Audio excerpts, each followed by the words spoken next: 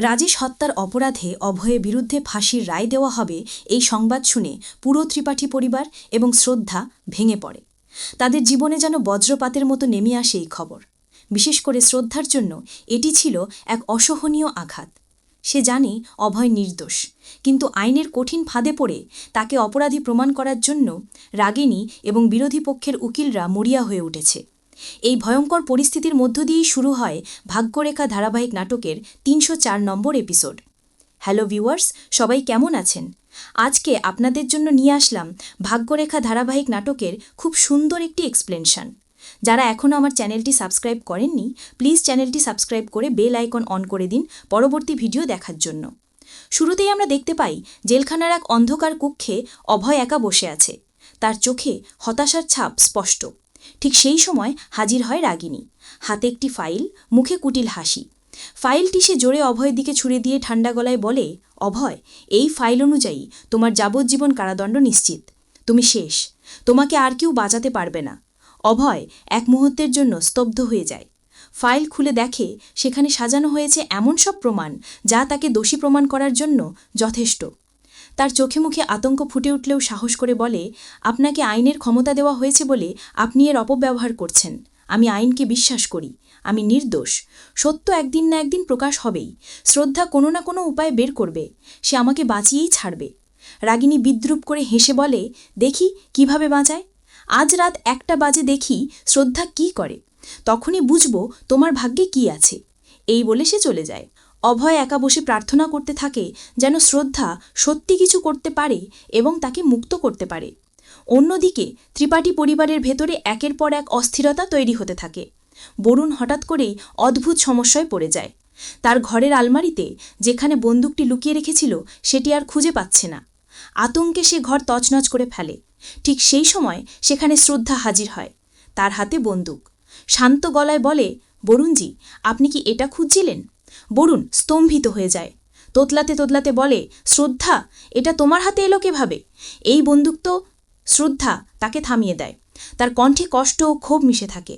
এটা আপনারই বন্দুক, আর এই বন্দুক দিয়েই রাজকে হত্যা করা হয়েছে। আমি ভাবতেই পারিনি একদিন আপনাকে এমন প্রশ্ন করতে হবে। বরুণ কেঁপে ওঠে। হালকা কাপা গলায় বলে, না শ্রদ্ধা, তুমি ভুল ভাবছ। আমি রাজকে মারিনি। বন্দুকটি আমার, এটা সত্যি, কিন্তু হত্যার সঙ্গে আমার কোনো সম্পর্ক নেই। আমি শপথ করছি। শ্রদ্ধা দৃঢ় গলায় বলে, তুমি কি শপথ করে বলতে পারো? বরুণ মেয়ের ছবি হাতে নিয়ে অশ্রুসিক্ত চোখে বলে, আমি আমার কন্যার উপর শপথ করে বলছি আমি রাজকে খুন করিনি। হ্যাঁ, আমি রাগে বন্দুক হাতে নিয়েছিলাম, কিন্তু গুলি আমি চালাইনি। শ্রদ্ধা কিছুটা নরম হয়। সে বুঝতে পারে বরুণ হয়তো সত্যিই নির্দোষ। কিন্তু সমস্যা এখানেই শেষ নয়।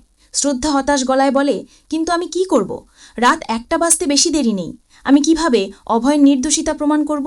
আদালতে এমন প্রমাণ দেখাবো কিভাবে যা সত্যিকারের অপরাধীর দিকে ইঙ্গিত করে? এই প্রশ্ন তার মনকে আরও অস্থির করে তোলে। পরের দিন আদালতের দৃশ্য নাটকীয় মোড় নেয়। শ্রদ্ধার পক্ষের উকিল দৃঢ়ভাবে যুক্তি দেখাতে শুরু করেন। তিনি জজের সামনে বলেন, রাজকে যে বন্দুক দিয়ে মারা হয়েছে সেখান থেকে 2টি গুলি বের হয়েছে। একটি দেওয়ালে লেগেছে, আরেকটি রাজের শরীরে। কিন্তু আমরা প্রমাণ করেছি দ্বিতীয় গুলিটি সোফা ভেদ করে গেছে। এখানে দেওয়াল ও সোফার ছবিগুলো রয়েছে। জজ ছবিগুলো মনোযোগ দিয়ে দেখেন। শ্রদ্ধা দাঁড়িয়ে জোর দিয়ে বলেন, জজ সাহেব, অভয় নির্দোষ। হয়তো তৃতীয় কোনো ব্যক্তি গুলি চালিয়েছে। বিরোধী পক্ষের উকিল আপত্তি তোলেন। Objection, your honour.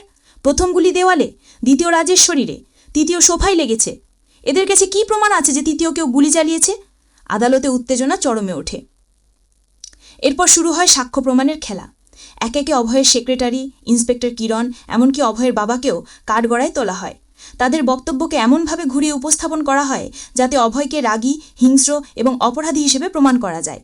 রাগিনী সাক্ষ্য দিতে এসে বলে, আমি সেদিন অভয়কে শ্রদ্ধার উপর প্রচণ্ড রেগে যেতে দেখেছি।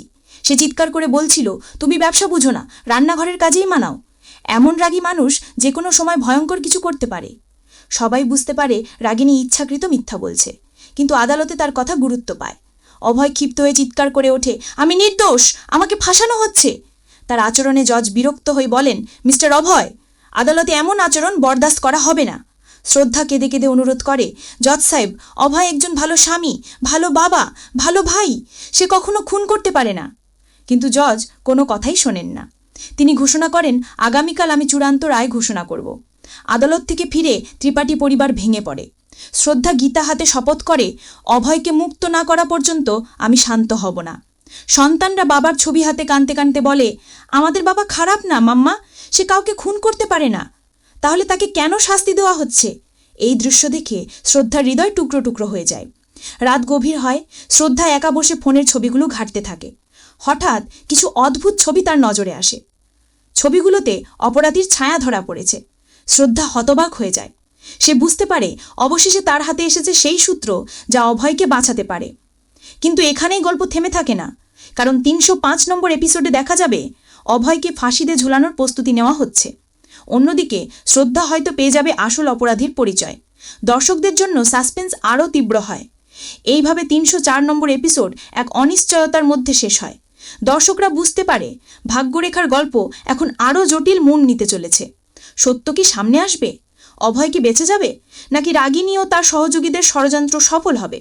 উত্তর লুকিয়ে আছে আগামী এপিসোডে। ভিউয়ার্স, আজকে এই পর্যন্তই। ভিডিওটি কেমন লাগলো কমেন্ট করে মতামত জানাও। ভিডিওটি ভালো লাগলে সাবস্ক্রাইব করে লাইক, শেয়ার, কমেন্ট করে অন্য দেখার সুযোগ করে দিও। ধন্যবাদ।